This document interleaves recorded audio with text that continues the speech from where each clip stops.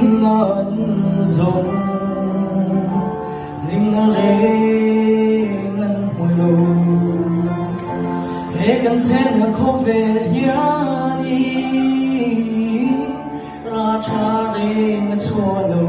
re lo te ada alim na min khen si chi shin nun na gal chi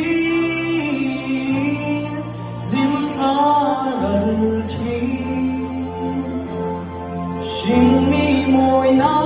hi an chuai le mai chi kan rin Krista dung apa ngai ring phu chi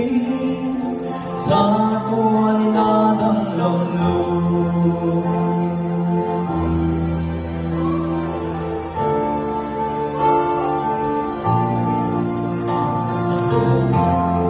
Krista nên tuan he ko veng po hi lim na chang chi lom na chang chi kan lung ngay na zong zong te le kan puri mi cho chi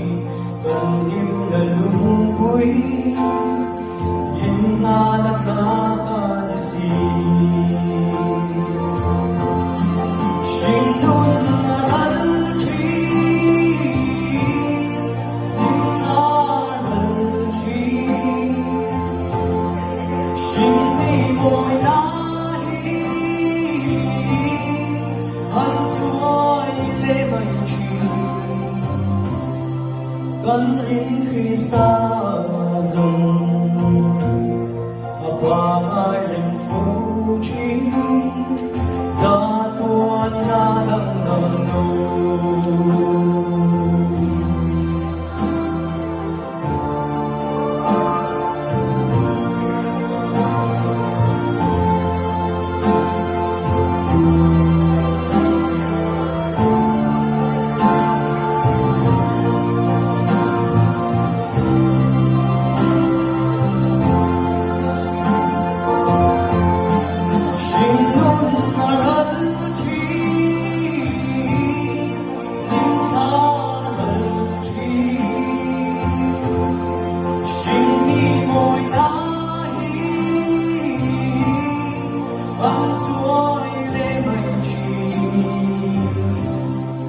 kan rin Krista dung apa ngai ring phu chi za tuan na dang long lu shin nun na gal chi lim tha gal chi shin mi moi na hi